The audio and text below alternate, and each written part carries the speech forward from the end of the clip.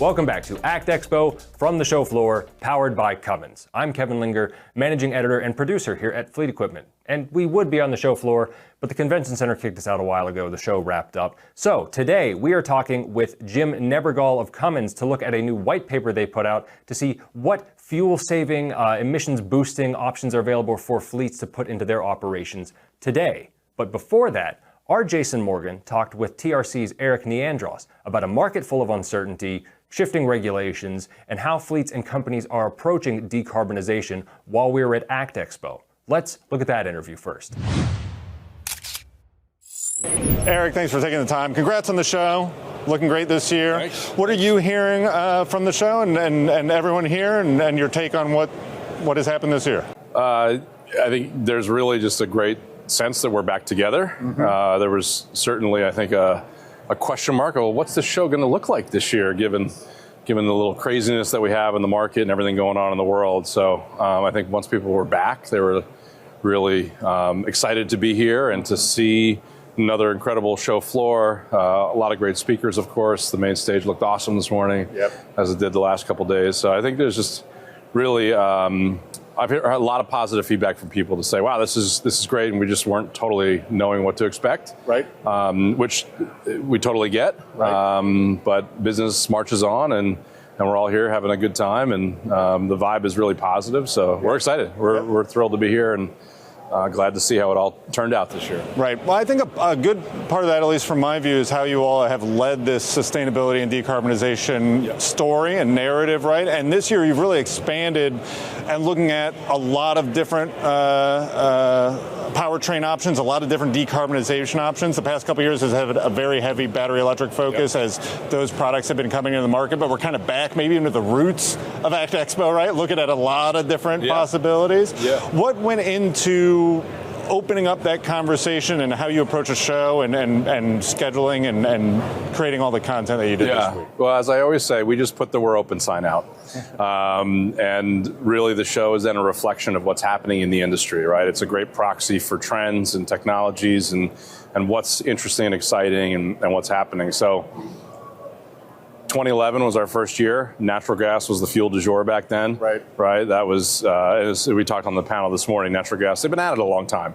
Right. And so the time that we are in development of these technologies is different, and therefore it's hard to compare like a hydrogen fuel cell to a natural gas, because one has been on 30 years of development and has hundreds of thousands of vehicles out there, and one is still at the sort of early stage. But, we opened the doors and the trends fill the hall. So natural gas, 2011 through 2016, 17, 18 was really the emphasis. We saw a big shift, obviously, in 2016, 17, 18, as the world moved more to electric mobility. And so then that began to more dominate the show floor, and the displays were put forward for EVs, and a lot of money was being spent on marketing and promotion, and the CEOs came and talked about it. And then the natural gas and propane and some of the renewable diesel and biofuels, were less. It is a really interesting time now where we have all of the above, right? As I said in my opening, particularly with the CARB ACF mandate to say you must use zero tailpipe off the table. Now, all the fuels and technologies are back on the menu, and customers can choose what's best for me, which is really the right answer, right? Because these fuels and technologies, they all have the right niche in the application. You're not going to have one thing that works across the board. Some do work for a lot of the applications, like natural gas, because of the history. So we're now in this world where there's full optionality for the customers. I think that's really important. That brings in a lot of different elements, including competition, right? And that's going to make everyone improve to get better, because they want to be the one that the customer selects. So yeah, it's an exciting time. It's an exciting time, and we've seen a lot of that here, and we'll see, where are we head in the future with that? Well, I do want to get to that a little bit, because you mentioned the technology side, and I learned a new term this week, software-defined vehicles. So thank you for bringing us that one, because that was really cool. But I've heard autonomous has had a presence here. I feel like that one's growing, and I think if there are any surprises, so just for me, I think if there are any surprises in store here in the next couple of years, I think that we're probably really close to that kind of reality. You do a great job programming the content here. When you look at down the road, how do you include more of that technology? What do you look for to say, yeah, we need to have, this needs to have a presence here, and manufacturers are ready for it? Well, a couple of things there. One, yeah, software-defined vehicles is sort of this new term that's been thrown out there. It was funny when we brought this to our fleet committee that we use for planning. They said, well, what's that, right? And, which is really indicative of like, okay, the market doesn't get it yet. Right. Therefore, that's an opportunity for us. We look at ACT as an opportunity to provide education to customers so that they understand it better and hopefully that they can go buy something, right? And so this whole digital realm, which is software-defined vehicles, which the best explanation I got was we're building the operating system that you have on your iPhone, right? And then we can add to that all the apps that can control all the different things, whether that's be telematics, routing, engine control, safety, you name it. So that's really fascinating and clearly a brave new world type thing. And then autonomy builds on that too. So for many years at ACT, we've asked, is autonomy here? Is it ready? And everyone sort of said, not quite yet. We're working on it. We're still doing pilots and demos, and we're in the development phase. It really feels like we're now at that point where we can start to see this more in the real world. Right. And we're not going to next year have 100,000 autonomous trucks running around without drivers, but we're going to start, just like any of these technologies, we'll have right, someone described the 1, 10, 100, right? We'll do 1, and that'll work. Okay, we're comfortable. Now we'll do 10. Great. Now let's do 100. And so we're going to start to see a lot more of that. And so it will certainly be a bigger part of the show next year, and I'm sure year over year.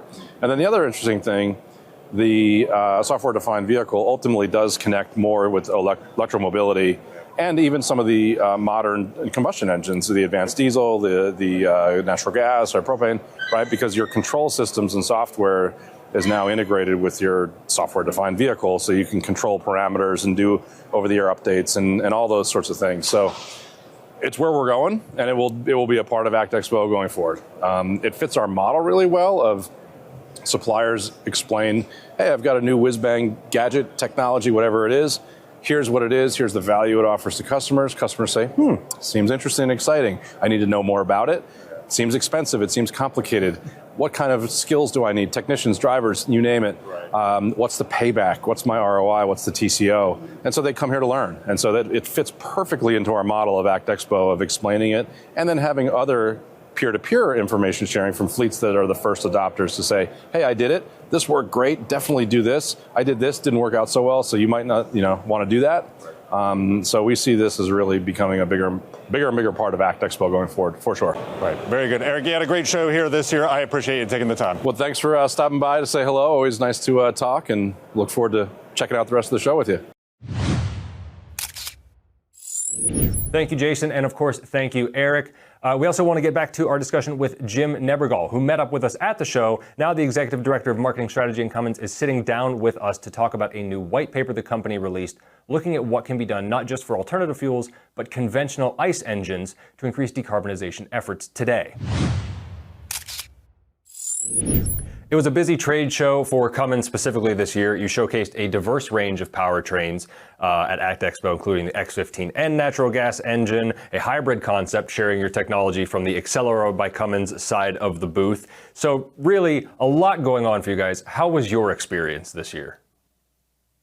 Oh yeah, it was great. It was great to see all the different technologies. There was a lot of practical technologies on display and some future technologies. Super excited to see the interest in natural gas. There seems to be a resurgence of that, and just talking about all the benefits and the TCO benefits, the carbon benefits of that technology. So really, really exciting show. Had a great feel, and it was also good to connect with old friends and make new friends. During her keynote, Cummins Chair and CEO Jennifer Rumsey emphasized the importance of a mixed fuel approach, whether that's cleaner diesel, natural gas, hydrogen engines. But decarbonization efforts, for Cummins extend well beyond the show floor, and it ties into a recent Cummins white paper, which was fuel economy and CO2 improvement potential of conventional ICE powertrains. So let's dig into some of those details. First, I want to look at the paper highlights that idle reduction technologies can offer fuel economy improvements from 13 to 17% in some applications. So what are the most effective idle reduction strategies that fleets can implement today, and how do they impact overall operational efficiency? Yeah, and there are a lot of technologies which the paper outlines, and some that are actually in use quite a bit today, like neutral idle, where it's a very kind of medium duty focus feature where the engine and transmission shift into neutral when or idle actually when the vehicle is stopped. And so it takes it out of gear because the engine is consuming less fuel if it's not having to turn anything in the transmission. And so those are things that are practical. I think we'll see more adoptions of those, but then additional technologies that we see a lot in the passenger car industry, like stop start, is another example of a feature that can actually improve, reduce fuel quite a bit. There will be, in the heavy duty sector, there's technologies that affect hotel loading. And so overnight creature comforts for the driver, there's technologies like APUs and battery APUs that can reduce fuel consumption there. And so when you stack them all up in certain applications, you can get substantial improvements with relatively available technology and cost-effective technology that exists today. The white paper also presents scenarios for various fleet types, such as sleeper cab tractors with those APUs, refuse trucks. How do those scenarios help fleet managers make decisions about adopting these fuel-saving technologies that would be tailored to their specific operations? Yeah, I think it's really important for the fleets and the equipment owners to understand what are they trying to achieve, and if they're in the mix of their fleet. I would say you could have a medium duty set of pickup and delivery trucks with simple technologies like automatic engine shutdown, where if the vehicle is in park and it's been idling, it can shut down after a timer. Couple that with stop-start technology in highly transient duty cycles if there's a lot of intercity driving, and you can easily get 10% improvement. And if you have just 10 vehicles, as an example, 10 vehicles, 10% improvement, that's equivalent of buying a single zero-emission vehicle. Like you're getting the exact same reduction in emissions, and it's using conventional technology. From fleets that have heavy tractors and sleeper cabs, that the array of options is quite extensive. Some fleets may be using these today or not, but even just starting with a diesel APU, and then you're not having to idle the engine, for overnight hotel loads. Or if you've already moved to an APU, you can take the next step and move to a battery APU and save even more fuel. That, coupled with a fuel operated heater, can just dramatically improve the savings and create driver retention, because you're improving the experience for the driver of that equipment. And we all know that driver turnover is very challenging. Yeah, and whether it's, I don't really think the infrastructure is in place in my area, or these trucks that I have still have life left in them, anything you can do today to get a better result without having to adopt a new technology if you're not ready is really a great way to help the industry as a whole. All right, looking more closely at the X15N, it's the natural gas solution delivering up to 500 horsepower, 1,850 pound-feet of torque. How does this engine meet the performance demands of long-haul applications while contributing to emissions reductions?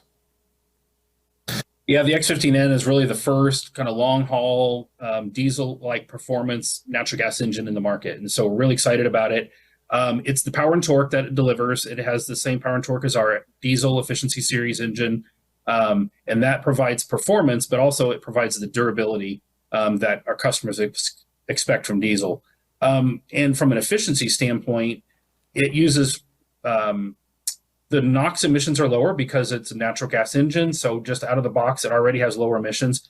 Plus, the fuel it uses is natural gas, and 90% of the fuel consumed for commercial vehicles in the U.S. is actually renewable natural gas. That means it's coming from a renewable source where it with a negative carbon index, and so it's actually lower.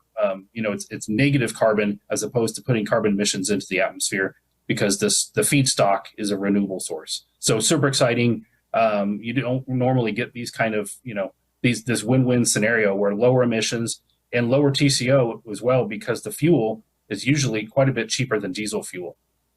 Yeah, and I know it's not just Cummins obviously highlighting the benefits of this. NACFE has mentioned it a couple times that even if the end result will eventually be EV, there's a very, very strong argument to use RNG now because of how beneficial it can be just to clean up what would be going into the atmosphere anyway, using it for an application that needs that fuel. Yeah, that's right. And there is an abundance of renewable natural gas in the market, which we heard about at ACT Expo. There's excess renewable, and so there's abundant sources. So it's really exciting. The white paper also discusses the potential of combining idle reduction technologies with other fuel-saving measures. how does Cummins approach fleets about integrating these technologies into their operations? And what does a company provide to ensure successful implementation? Yeah, so it's really important to work with your Cummins sales representative and our technical support managers that really understand, that can really help you understand the operation of the equipment in your specific fleet. And it's interesting because really the savings can come in two ways. You can spec new trucks. It's about how you spec it, gear it on the front end, but also the existing equipment in fleet's operation can actually continue to have improvements. There's a lot of features that these engines come with around how cruise control works, how some of these advanced features around neutral coast. And depending on how you tune those features, you can get additional benefits out of your equipment today. And it's really at times it's a performance versus efficiency trade-off.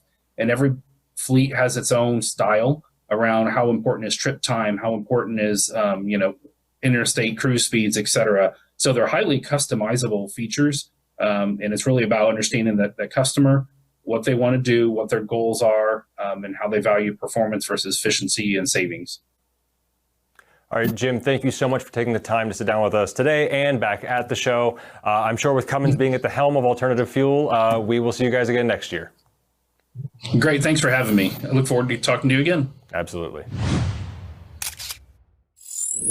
Thank you to everyone who made this possible, to Cummins, to all the guests we interviewed here on ACT Expo from the show floor, everyone on our video team, and everyone else behind the scenes who you don't see, really putting in a lot of hours to make sure we get this to you. And thank you, of course, for watching ACT Expo from the show floor, powered by Cummins. If you'd like to see more great content, please subscribe to Fleet Equipment. You get it sent straight to your inbox.